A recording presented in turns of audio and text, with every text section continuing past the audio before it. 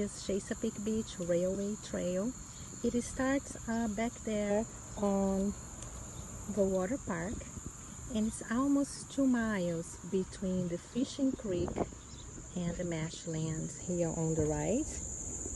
This road rail used to be the place from 1900 to 1935 when people from DC used to come to the resort city that was Chesapeake Beach.